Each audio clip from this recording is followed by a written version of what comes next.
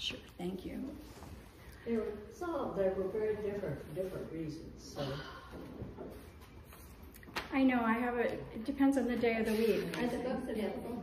Tell me, can I buy one here? Because I don't have one. So I'd like to get mine now so that I can take notes. They're on the table. Go ahead and grab one. I would too. Yeah, what? I said that one. Sure. My friend Yvette is the perfect one to break the mold. Pat said, nobody ever asks for a book before they're reading. I hope that wasn't like breaking etiquette. That was perfect. Thank you, because I love the same thing. Of course. You want one? No, I brought my own. Oh, okay. Everybody's got one. I love the title. I'm dying to hear how that came about. Yes. Well, let's just jump in. I'm Rebecca Burns, a longtime friend and admirer of Pat's. And you all have come here to listen to a reading, a sharing from Pat's new book, Bardo of Becoming. Would you like to say hey, and how did you come up with this title? Okay, sure. I've done Buddhist practice for a number of years, and Bardo is a word, it's a Tibetan Buddhist word that means the period of time between death and rebirth. A bardo is a time of transition. And as I've used it in this book, it's a time of, it can be any time of transition. So if you're in a bardo of whatever, it means that you're transitioning. And it's the title of one of the poems in the book, and also the title of the book. Well, and just to make sure that everyone got the introductions, did everyone get a chance to meet Helen Collins, our host, in whose beautiful home we're meeting, and her husband Beatty, who's helping in the kitchen still. In the kitchen still, okay. And if you haven't met Pat before, this is her third book of published poetry, and I'll just read this little bit from the back of the book about the author. Pat Owen went from the left brain world of legal publishing to the right brain world of poetry. Her work has appeared in Gulfstream Literary Magazine, Louisville Review, and several anthologies. She was a finalist in the Atlantic Review International Poetry Competition. She was an award winner in the Chautauqua Writers Center 2020 Literary Arts Contest. Sheila Nagig online published her poem Hawk in its summer 2021 edition. Her debut poetry collection, Crossing the Sky Bridge, was published by Larkspur Press in 2016. Her second collection, Orion's Belt at the End of the Drive, was published by Accents Publishing in 2019. And we do have some copies of that book, and this one is also published by Accents Publishing. So yeah, Pat used to be a lawyer. Who knew? Who knew? Who knew? Messes with your head forever to go to law school. Well, I first met Pat at a Garden of the Heart yoga studio. It was a book group meeting, and we were discussing Eat, Pray, Love, that classic book. Yeah.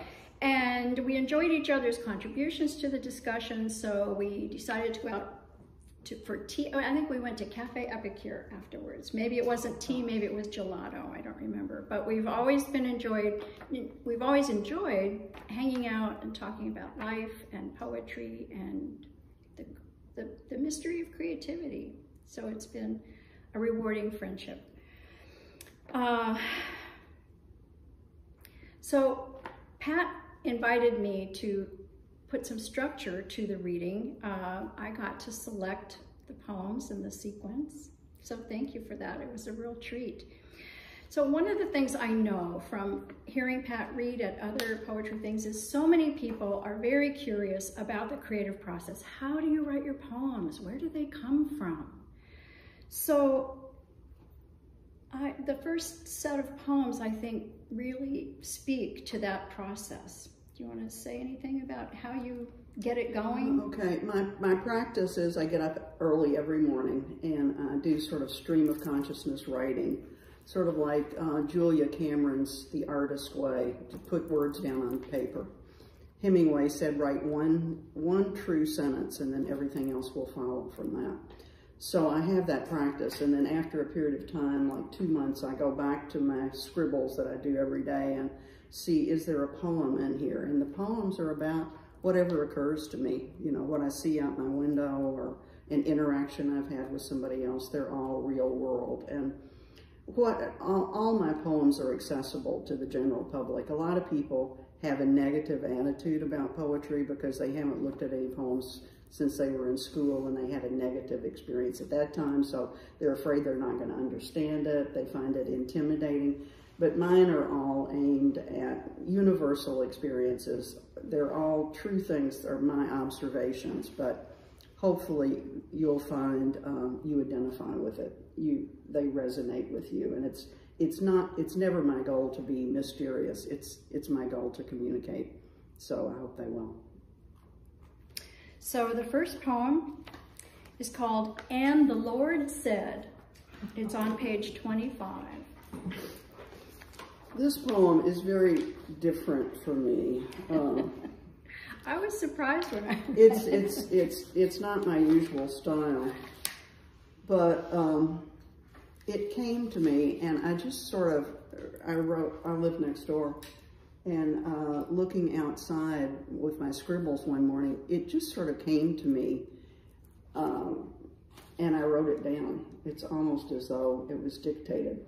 My father was a Methodist minister, so I grew up, it has sort of a biblical tone to it, sort of a biblical cadence, and it just sort of rolled out. And the challenge I always have is getting out of my linear, rational lawyer's mind into a more intuitive space, which is what you have to do if you write poetry.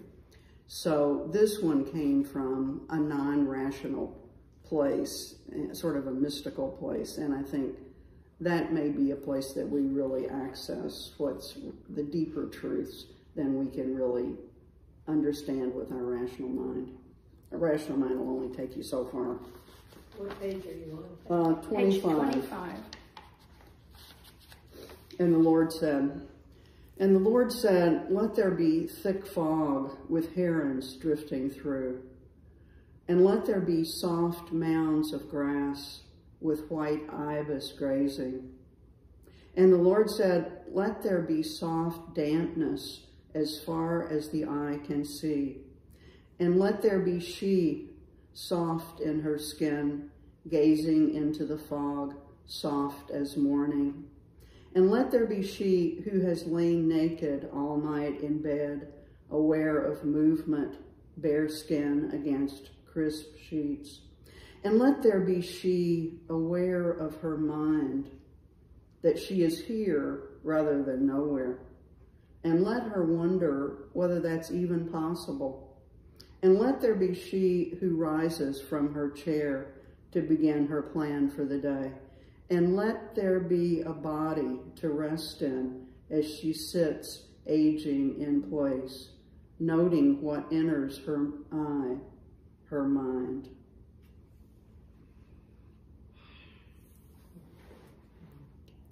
That does tell the story of how a poem comes to be written, does it not? Yeah. And it's nice, you can see the very scene where it was early in the morning, yes, where fog was enveloping everything. This is exactly the And place. now none of us can forget you being naked in the sheets either. That just sort of came out. The next poem is Letting Go, and something tells me that Pat is in Louisville, Kentucky half the year, and here in Sarasota half the year. And something tells me this is a poem that came from a Louisville observation. That's right. Letting Go is on page 35. Page 35. And this did come from my other location, looking out the window. So I get up early, and it's dark when I get up. And so this is what I saw looking out my window when it was too dark to really see. Letting go. An apparition appears outside my bedroom window. From the second floor, I look down, a statue, and then at first light, a slender neck and alert head, eyes fixed on mine. A reclining deer, keen but relaxed, taking in the morning air. I continue to stare transfixed at this secret world meant for no one. I want to watch all day until another arrives, and they stand nibbling on my rose bush, and then wander away, now indistinguishable from branches and leaves in the nearby woods. Fellow creature, I want to go down, lie in the warmth where you've lain. This is another one that has sort of a mystical, everything is connected sort of tone. And this last two lines I may have stolen from Wendell Berry. Wendell Berry wrote a poem that was very similar to this, about lying down where the deer had been. And deer, I'm always intrigued with deers. They always seem magical to me in some way, and they seem to come from some secret place, and so that's referenced in the poem. I hope it captures sort of how I feel about deer, because I always think they're magical creatures from another world. Well, and especially in Colorado, if you've walked through the grassy areas, you can find places where they've bedded down for the night, and the grass is broken down into little swirls, and there's this desire to just curl up in there. Annie Dillard has a piece about, it's not gophers, anyway, about just wanting to be in the den, Marmots. Yeah, marmots. just, there's something about the animal world that touches. And there's something sensual of the physicality of that. You feel it. You don't just hear those words, you feel it. Yeah. Because of the sensual tone that runs through it. Yeah. So again, it's that remarkable process of Pat noting what enters her eye, enters her mind, and through some alchemical process comes out in a poem that allows us to have that same experience. It's a pretty terrific thing. Several of us in this room go to the same dentist, so this next poem is going to have particular resonance. It's on page 42. It's called In the Dentist Chair. This illustrates that you can write a poem about any subject. In fact, I have written another poem in another book called The Dentist that's actually pretty funny. This one's not far off the funny mark either. This is what happens when you have sort of unintended intimacy. In the dentist chair, a close eye to detail, the dental hygienist leans over me, hands in my mouth, attending, probing. This intimacy flashes to monkeys grooming, combing, picking out fleas. What to do with the tongue, the most instinctive of instruments. I will it to stay out of the way, but it shames me by nudging around, touching whatever's near. Our faces inches apart, enlarged pores on her nose, black hair up her nostrils. I can smell her cinnamon mouthwash. That's terrific. Sort of the central metaphor in this is, and what you want, the highest ideal for a poet is to find a metaphor that works, one thing representing the others. And it's like a picture is worth 1,000 words or 10,000 words. And what came to me with this, attentive close-up thing is monkeys grooming. And so that's sort of the central metaphor here. And I thought, I hope it communicated maybe an experience that you've had at some point in time. Well, I always have the opposite sense of them looking at my nose hair. I feel worried about that too. Yeah, closer than you really want to be. I wrote not a poem, but a piece about getting a mammogram, and about how you're in positions and your breasts are being you know, and then, yeah, but I revealed that I'm talking about a mammogram machine later, but, you know, it's intimate experience with the mammogram Yeah, you machine. could write a poem about that very easily. The vice. The next poem on page 30 is called Annie and Her Internet Date. So with this poem, I think you get a vision of how what enters her eye and enters her mind goes through a bit of a creative storytelling rush. Yeah, I've changed the name here. Changed the name to protect the innocent. Annie and Her Internet Date. My first reaction, a shudder. Old and stranger body repulsive, wispy hair in a thin ponytail, trying too hard to be trendy. Long, bare arms with protruding veins, rough whiskered face, Adam's apple. Sitting side by side in church, the familiar, unfamiliar body tension unspoken between them. He takes her arm as they leave, crossing the parking lot. You'd have to submit to that. Sort of a photograph of a very new relationship. And if anybody has dated in older life, you spend the whole date saying, yeah, this is no good, this is not working. And then a nice touch as you walk to your car. It's like, okay, I'll try again. I don't know, he looks pretty wretched to me.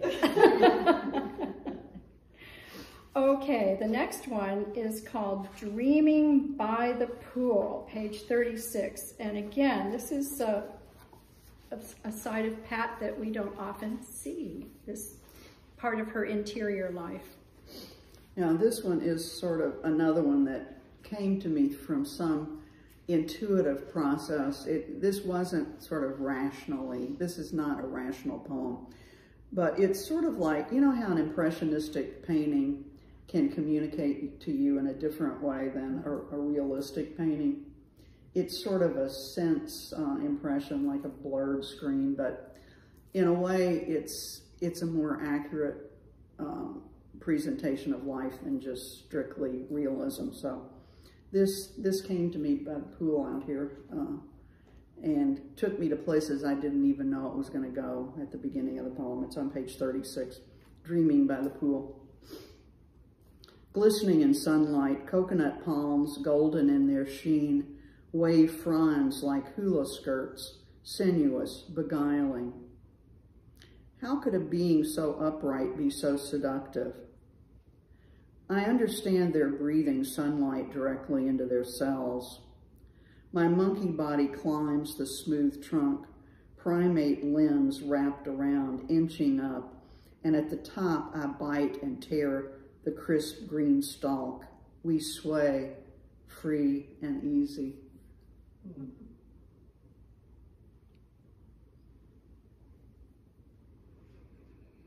Again, I can feel it. Good, that's Yeah. good, it works. And it's sort of the mystical thing of the trees breathing and the connection between humans and our animal forebears, and all religious traditions have a mysticism as some part of it, and this is a mystical poem. Well, and it also evokes that uniquely South Florida experience of listening to the breeze in the palms. The sound of palm leaves tapping together is a sound unlike any other greenery in any other forest you've been in. Our tropical breezes sound different than any other breeze. I love that one. Okay, the next one we're going to do is page 22. It's called Returning to a Place of Early Enchantment. On the porch of room 1 overlooking the bay, air washed clean, sunlight a benediction on my shoulder. I'm trying to re-inhabit the time 40 years ago when we were together in a place nearby. Will I find molecules of us still in the air? This place has the bright clarity of a watercolor. Palm trees glisten with blessings. The live oak's long limbs drape toward the ground. Constant movement in the leaves. This enchantment never ebbs for me. Down below, the pool boy skims, and I watch the rowing movement of his shoulders. Something in me assumes that movement. All those decades of skimming the pool come back. I've been that body. Long shadows stretch across the grass. The benediction and the blessings sort of speak to the sort of holiness of the feeling. And I did have a pool, my own pool, for 30 years, so I've done a fair amount of skimming. And sometimes it's interesting if you're sort of in a meditative state, sort of soften your eyes and just sort of let your mind go. You can sort of see yourself in other people. Well, what really caught me in this poem again is that punchline of the pool boy, and seeing that action and feeling it in your own body as a remembered experience. And it reminds me of Walt Whitman. You know, I contain multiple universes, or whatever the exact expression. Yeah, it's like, you know, our consciousness really does inhabit a multiverse. You know, our consciousness can go into all these places. And some of you may not know Liz Bergman, who's with us today, but Liz is a renowned dancer, choreographer, modern dancer. So this notion of inhabiting many bodies must be really juicy for you. I love the line, will I find molecules of us still in the air? I think that's one. Yeah, what I've tried to do in all of these is we know the world through our bodies. And so if the poet can indicate what you smell, what you taste, what you feel, what you see, it helps you re-experience it. It's sort of a relived in the body experience. That was my goal. Well, and the next 4 poems that we're going to hear, I think really address this theme of how the consciousness, our consciousness, can remember, re-experience, can travel through time and space. The next poem is on page 3. It's called Summer Soft. And gosh, as young women, I think we're all going to have a special attachment to this theme. Summer Soft. Age 13, sitting on the ground in the backyard.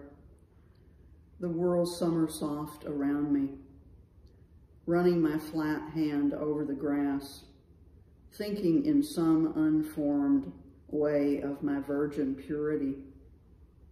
The hard pews of church never far from my mind. If it's admired as beautiful, its allure destroys it. My aunt looking down from the porch, what are you doing? Of course, I had no words to explain.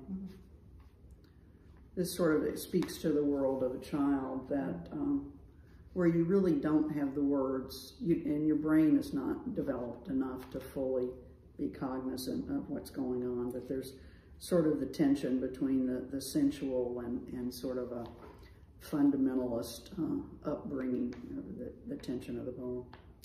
And the adults who never learn that what are you doing is such a nonsensical question. It's not ever going to produce a good answer. But it's really saying something else. What are you doing? Yeah. Yes. Stop. Stop dreaming. You could be in here dusting. Could you explain this phrase in there? If it's admired as beautiful, its allure destroys it. My reading for that is that we make such a fuss over virginity that we ruin its opportunity to be really enjoyed and cherished and given in love. We make an institution around it. That was how I read it. And also just with the grass. The grass is lovely, but if you sort of mess with it a lot, it's going to be sort of messed up. So its allure, its beauty attracts you to it, but if you manhandle it or mess it up, then it's no longer the beautiful thing it was to start with. It has multiple meanings. In poetry, things that really should mean more than one thing. It should have a surface meaning and an underneath meaning. With my journals, dating back decades, is our next poem, page 6. How many of you are journal keepers, journal writers? This'll resonate. With my journals, dating back decades, page 6. I can re-enter any place in time and know it, as well as I know the veins on my hand. The day we arrive at the Women's Music Festival with our red tourister luggage and are picked up by a hay wagon. I'm there breathing that familiar air, and each time, just like now, I never know what's coming next. The night flying across the Atlantic when I gave you a card, surprising you with our balloon ride over the Serengeti Plains. And whatever that scene appears to be morphs into the next, page after page, journal after journal. And I ask myself, has any time been a more complete reality than any other? What then felt so solid and real changes into the next thing. Who were those old phantoms of myself? I have only flickers, like a changing river, fragments of a dream.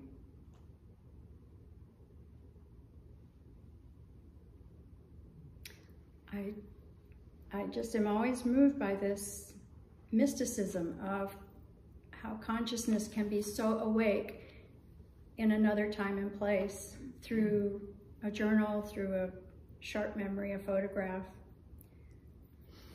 And you always think this is reality. If you look back at an old journal 10 years ago, 20 years ago, 30 years ago, it brings back the person you were then, your sense of reality, the people you were with, what your life was like, and you thought that was all the reality there was, and then there's all that's happened since then, and now you think what you see now is like the ultimate truth, and is one more true than the other? They're frequently very different.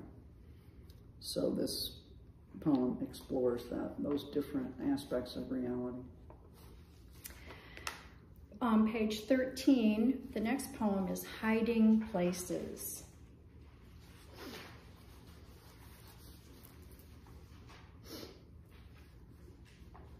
Have you ever left a house with some regret and wondered who would be in there next, or what of yourself you're leaving behind? What are the energies still there?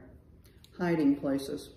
Before we left our first home together, the rental house backing up to the freeway, where we made vivid pillows to brighten and soften the hardwood, where we paid the rent in advance before our trip to Europe, where we hired a teen to help us clean every Saturday so a shine and sheen made everything glow, where we worked and went to school, juggled the kids and duties, and now looking back, our lives crammed full, vibrant, stuffed with love. Before we left to buy our first house, we created a time capsule to preserve our moments there. Some part of us wouldn't leave, although our bodies would occupy a different place, where the kids would depart as inevitably as the seasons. We hid our treasure in the ceiling of the unfinished basement, a dusty spot where it might never be found. It contained a baby tooth, a traffic ticket, and a folded note, blue inked words spelling our lives there.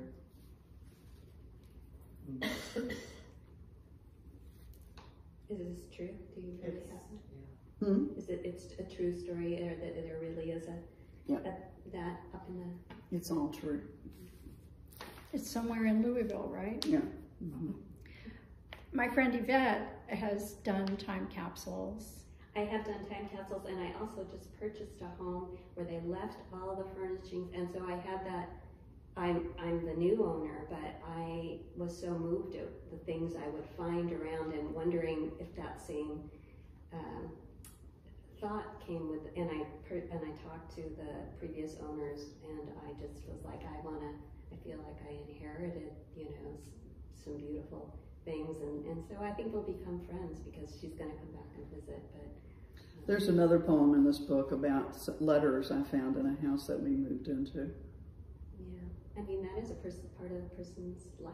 There's all there. It's those molecules left in the air. Mm-hmm. It is. I believe that. Yeah. Well, the next poem in this set is page 63, Gathering After the Funeral. And this one is sort of an interesting comment about how we are, many places at one time. Gathering After the Funeral, page 63. Someday the time may come when your family and friends are sitting at round tables eating a nice lunch while photos of your life flash on the screen. Slides of your young self smiling and vibrant, throbbing alive. Conversations around the table about upcoming vacations and plans for the afternoon. From time to time, someone looks up at the screen, but then down at their plate, hearing the clink of silverware, spreading butter on a soft roll.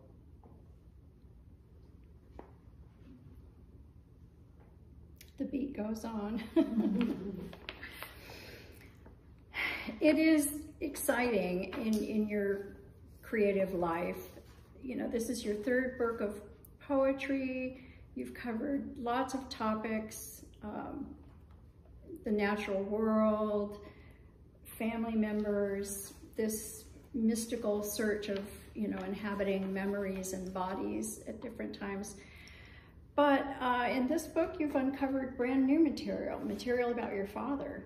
And you had mentioned that, it had never come up for you before, but all of a sudden it was there, present, needing to be mined and thought about it. Yeah. As I said, my dad was a Methodist minister, and so I grew up in the church every Sunday morning, every Sunday night, every Wednesday night. And the parsonage was right next door to the church, and we were always sort of under a microscope. That's how I felt. And so I rejected all that, and for many years, I saw what was negative about it. And it's taken a lifetime to acknowledge all my father did for me and what he meant to me. It's taken a lifetime to grow up enough to see reality. I have a question about this gathering after the funeral. Is this your father's funeral? No, is this a particular... it's a neighbor here in the neighborhood. And after their death, there was a thing at the country club, a dinner at the country club, and they showed the grandchildren showed slides of these people who died, who were my neighbors, and everybody's sitting around eating. And somebody's life is flashing on the screen. But where this poem comes is it's going to happen to all of us. Mm-hmm. I'm not talking about the neighbors, right, which was the origin of but I'm talking about all of us may one day be in that situation. And your friends and neighbors will be continuing buttering their bread, and pictures of you will be flashing on the screen. So I go from an experience of somebody else to experience the universal experience that we will all have in some. They'll leave the funeral home and they'll go out to lunch, or they'll do whatever. And if you're having super big grief, it's hard to feel like, how can life go on? And that's what I was wondering if you were getting at, because if it was your father or someone you deeply loved and you see that, you feel like, how can everyone just keep eating and not be recognizing that? Or watching. These people were not close to me. They were people I ran into at the pool, and I knew them over a number of years. But you can sort of morph from one experience and apply it to yourself. But it is one of the sort of traditions around funerals, that food is brought for the people who have come to, you know, help you with this transition moment, and the people who are caught up in the deepest pangs of grief are upstairs in the bedrooms, you know, either weeping or, you know, resting. And the social ongoingness is for the helpers, you know, the helpers who came to just acknowledge. So there are these sort of stages. But yeah, the buffet takes place in one place, and the grieving takes place. I don't think it's that simple, Rebecca, because No. I feel there is both the mundane and the profound going on at the same time. Sure. You know, I know that from my mother's funeral, from, you know, a couple of people close to me, that it always has struck me, the contrast, as I said, with the very, you know, trivial kind of stuff going on at the same time is In shared space. Yeah. The very profound. That's and what. that you as an individual do that, because I mean, I felt very sad about the loss, but at the same time, there were conversations about what you're going to do after you have your lunch or something. Yeah, what I try to do in all my poems is have juxtapositions. A poem can have despair and hope in it. Yeah. Because juxtapositions is what life is. If anybody tells you life is simple, they haven't looked deeply enough. And complexity, which is what I hope for in my poems, always has juxtapositions. So here you have death, and you have the ongoing need of eating and spreading butter on the side. So this is an example of the juxtaposition I try to put in a lot of my poems. Creates attention. Creates tension. Yeah. Yes, tension. Well, so we're going to explore what came up for Pat in remembering her father, a very important figure in her life. But you've said before that you never thought of him as being close. You know, it wasn't necessarily a close relationship, but this material has come up and it created a very interesting intimacy. Page 4, what I want to remember. It's taken a lifetime to come to terms with this. Page 4, what I want to remember. What were the songs my father whistled under his breath? What drove his heartbeat? Isn't that the tune floating now in my bloodstream? Didn't he write a poem for me when I was just a kid about my dreaming of a hope chest? And didn't I look at him as though he spoke a foreign language? Mama said she's not old enough yet. And of course I was greener than the magnolia in the front yard, my soul unsprouted, though it's clear to me now I was growing toward the strong trunk of independence and not toward a man in a white dress.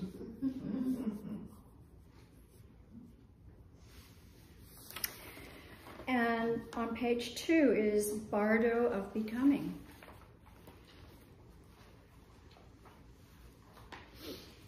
Bardo of Becoming. I see me sitting on the front seat of the car with Daddy driving, night coming on, just the two of us on the way to Berksville.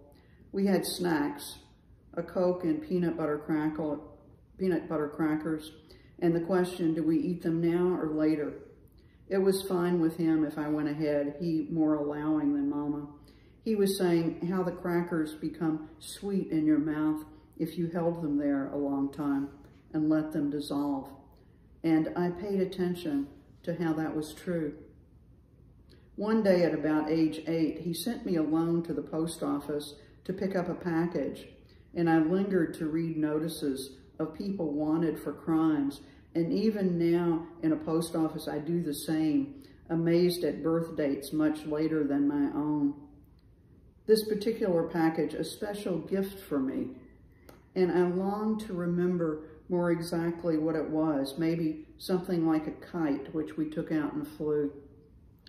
And walking into school the first day of 5th grade, a new school in the big city, Daddy at my side. Keep your chin up, he said.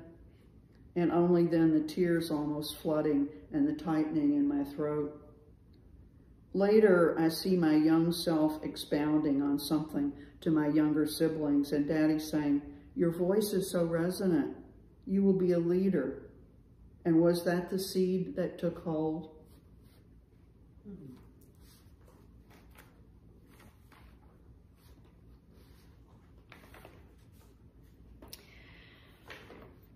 The next poem is entitled Music on page 1. Music. It's what my frill-free childhood needed like oxygen, and it's what my father tried to provide. For breakfast, marching music on the radio. He was always whistling under his breath. An upright piano in the living room, and to tempt me with more lessons, musicians appeared in our home, with trumpets displayed in a felt case, an accordion we could try out. And then there was the clarinet we borrowed from the school band. All these luxuries his farm childhood couldn't afford, and now for us the best, all stabs at nudging us out of the gray mundane and into the exalted above. And even now, hearing chords of piano music, an ancient pang of guilt that I didn't fulfill his dream. I wish I could be for him a marching band, tubas flashing in sunlight, the rat-a-tat-tat of drums.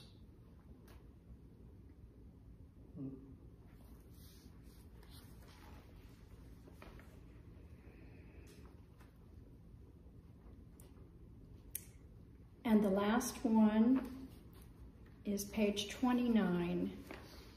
It's called Funeral Home. And I wanted to put this poem in this section because you use imagery in this poem of military honors for a fallen hero. And you use this imagery as the epitome of dignity. And it deeply connected to me to thoughts and images of our own father, who was a distinguished military officer, but it's also a tribute to all the fathers of our country, the mere mortals on earth, you know, guilty of many sins and shortcomings, and yet spending the full charge of their courage and valor and might. So this is our final poem of the reading. I think it's the Universal Father poem. Okay, page 29, Funeral Home. We like our undertakers in shiny shoes, unaffected by mud. In dark suits, creased trousers, they stand military erect. Even as we're stunned, blind as to what to do, we are held aloft by their competence. They treat us with gentleness, as though cradling a small bird. We, the grieving, can envision dignity, gleaming trumpets, a horse-drawn carriage, shined boots backwards in the stirrups.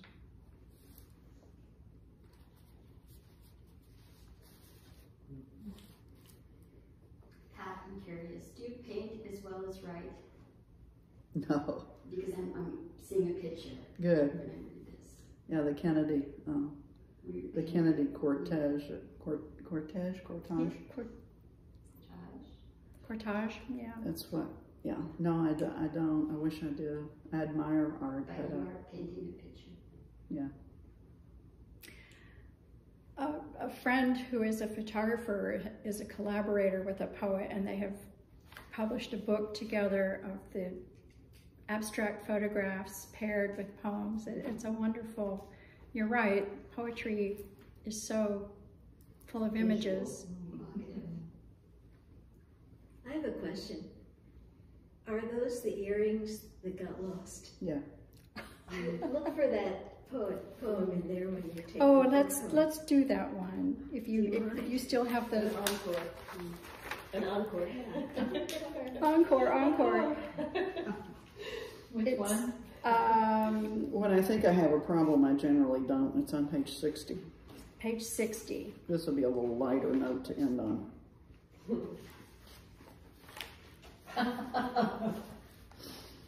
When I think I have a problem, I generally don't. Page 60. And is these earrings right here. Let's memorialize in here. This was the day of the lost earring. My favorites I've worn every day for a decade. Silver beaten disc from Oaxaca, which I've prized like their breath itself. Last night one fell off the table, and no amount of feeling under the bed turned up anything but dust. During the night, reliving Ellen's irretrievably lost Mikimoto ring bouncing on the kitchen floor, I feared this too, like Ellen and her ring, would be forever gone. After my all-night restless plotting how to replace it, next morning lugging the heavy terracotta lamp, then emptying and scooting the Mexican table down on hands and knees, sliding my palm over layers of lint, there it was, glowing like a treasure. Can I ask how much rewriting you do? A lot. Do you? Yeah, most of them are rewritten a number of times. I'm in a poetry critique group. We meet on Zoom twice a month. And I write a lot that never sees the light of day, but the ones I think have promise, I'll present them to the poetry critique group. And I'll get feedback, and I'll revise the poems. Most of these have been revised several times. Have you taken a lot of poetry courses? I have, yeah. I was in an MFA program, and I've taken a jillion workshops from major contemporary poets. And I read probably 50 poetry books a year. I'm constantly reading. So there's been a lot of work that goes into this. It may look easy, but I've been working on this for over 20 years, and I work on it daily. And I read constantly, so most of them have been worked and reworked. Can I ask you nuts and bolts type of stuff? I've always wondered this about reading poetry sometimes, that you have part of a sentence here, and then you skip, and the rest of the sentences is further on. Is there a form that you're using? Well, they're in stanzas. Most contemporary poems are in stanzas, and it's one of the things the poet can control. You make a decision as to what do you want the first word on the line to be and the last word, and do you want it continued or do you want it end stopped? How long do you want the sentences? And it's all calculated to have a specific effect. It's not random. They're all thought out and planned. I have a friend who's a poet, and she writes sonnets. That's the form that she uses. Yeah. Do you have? This is just free verse. It's not a particular form like a sonnet. Sonnet's 14 lines with a turn. Could I ask, did you pick this specific order of poems for any reason? Yes. Okay, and that was? Well, you want your first poem and your last poem to be poems of significance. And you put them, there are a lot of the father poems that are together, so there's like a natural flow. You know, I usually get all the poems that are going to be in the book, and I sit down on the floor and I place them around like paper dolls. And I think, you know, I really think this one should go first, and then I think this should go after it. It's an intuitive process. I can't tell you a mathematical formula, but what the first poem is and what the last poem is, those poems are really highlighted of having particular significance. And it's sort of an intuitive process, what seems to go with what. I'm not sure I can tell you any more than that. Can I ask you to read one, and the one right next to it, At the End of My Arms? I could relate to that. This is a pretty heavy-duty poem. 61. My college roommate, who became a university professor or university president, thinks this is a funny poem. And I guess there is sort of maybe funny aspects to it, but it's sort of it's a heavy-duty poem. I think it's the most heavy-duty poem in the book. At the End of My Arms, page 61. Sometimes I look at my hands, old friends, and see my mother or a stranger, mute beings somehow attached to me blindly in my service, poor things. I study them and wonder, like something you'd see in a museum safely behind glass. Skin loose like crepe now, but still the fingers spread wide, strength and competence. And no matter how faithfully they've served me, part of me knows their warranty will expire. And then I see them with something like love, as you'd look at your aging dog limping with that bad hip, knowing that last visit to the vet is coming soon. Yeah, I think that's pretty profound. Yeah, it is. Thank you. I wanted to ask you, Pat, do you have a series of poems here about your father? Do you have a like series of poems about your mother? I don't. That may take me more decades to come. You know how long it took me to come to my father? It may take longer to get to my mother. now, Pat, is Saxon, was Saxon your dog? Yes.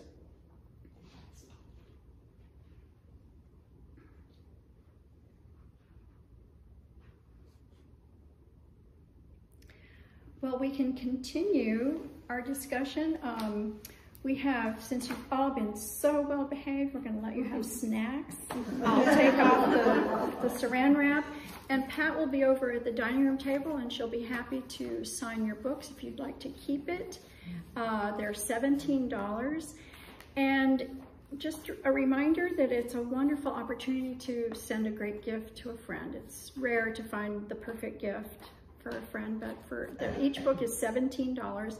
And Pat does have some copies of her previous book, Orion's Belt at the End of the Driveway. Orion's Belt at the End of the Driveway, which, anyway, it's fine reading. I recommend it. I recommend them both. Could I just, before we break Yeah. this little part of it up, what, Pat, brought you to this? Excuse me? My partner was diagnosed with advanced breast cancer in 1998, and I started writing as a catharsis to deal with that hardship. And then I just got more and more serious about it, and it became more than just dealing with getting that out, and it became more than transforming grief into art. It became trying to perfect the art. And it's a wonderful, for me, it's been a wonderful path to be on, because you never get there. You never write a perfect poem, although I tell people I'm trying to write a perfect poem, but it's the process that matters. But it's exciting to get up every day and have a motivation to pay attention and it's something to leave behind as a legacy for my children. I have 2 daughters and 7 grandchildren. And it feels good to have memorialized my life in some way. And I hope I continue to get better. And it's something I work on every day. And I take trips. I go on retreats to concentrate on my writing. So it's given a lot of meaning and life to my life. So I recommend it. You know you're making us all feel guilty. Or it could be inspiration. Yeah, Yes. it is inspirational. I just want to share a phrase of yours that has just stuck with me ever since the last reading that I attended, and that's the otter, where you are describing that the otter pours himself into the pond. Like Mercury. Yeah. That's in Orion's Belt at the End of the Drive, and that was written about something I saw right here. Yeah. I saw the otter out here. But that image of Pouring pouring in. in is Thank you. so... It's so rewarding to me to get feedback from readers that it clicks with them. You know, it's meaningful and it works, and that kind of feeling is really gratifying. So, because much of the world sadly doesn't appreciate poetry. They think it doesn't have anything to do with their life. But when somebody dies or they get married or there's some significant event, everybody wants a poem read then. But a lot of people don't see the value in daily life. So if I have made some converts here, I'm happy. Yes. Do you ever get tired of writing a poem? Well, I write about what has energy for me. If it doesn't have energy for me, then I don't think it will for anybody else. So if I get tired of it, I think that's not my topic, and I just quit and go do something else. Or do you ever work a poem so much that you become numb to it? Or you don't feel it anymore? Yeah, sometimes I have to put them away and go back to it later and see if it, give it some time and see if it works. And if it doesn't, I've written a lot that don't end up in books. If there's no energy, you don't want to do it. It's sort of like cooking dinner. Everyone thinks it's great, and I'm like, really? I've been looking at it for the past hour. It doesn't taste so great to me. You know what I mean? The perception can be so different depending on how much effort you've put into something, or how many times you've read it yourself, or you've worked it yourself. It's sort of. I still like these poems. I guess that's part of the test. Is can a really juicy poem survive that intense working? Yeah, where you still love it. It was fun to have Rebecca pick the poems. When I read down at Bookstore One, I picked them all, and it's so nice to have somebody else choose. And it's fun to read one that I haven't read for a while, but I still like all these poems. They work for me. Well, it was a super treat to be asked to pick. It was like I got to be, the conductor to decide where Maybe you could write a poem about that. There you go. There you go. Just a sneak peek into process. I mean, it's a conversation I have with Pat whenever I can. Is how's the work going, and are you working on a new way of doing things? And I don't know how long you've been doing this, but Pat focuses and does a close analysis of a poem that she's interested in by another artist. And she does a real focused, detailed analysis of how the poem was put together and how it created its impact. And I just admire the discipline that comes with the commitment to stick with your idea, to nurture it, and to keep working on your own skills as your eye, your analytical self, so that the juice, as it enters your eye and your mind and does all that wonderful churning, that once you've got something on paper, there's these other layers of rewriting, rethinking, sharing with your colleagues, getting feedback. I'm doing a Zoom class next Saturday, and it's the first one I've done, and it's aimed at poets, and it's called From the Mundane to the Mythic. And it's about taking the ordinary and finding out what's universal in it, techniques for doing that. So ever since I've started planning doing this, they say the teacher learns more than the student does, because you have to synthesize a lot of ideas and put it together and have examples. And so ever since I've been planning this class, there's been a lot that's come to my mind. And so it's going to be the first one I've done, so I hope it goes well. It's next Saturday. A website, Pat? Do you have a website? I don't. Does your publisher have a page for you on their website? Mm-hmm. Yeah, Accents Publishing out of Lexington. That might be the closest place we can get, I guess. We're going to have a YouTube video here. You guys should push the stop whenever you're ready. You ready? Are we done? Shall we call it a wrap? Okay, wrap.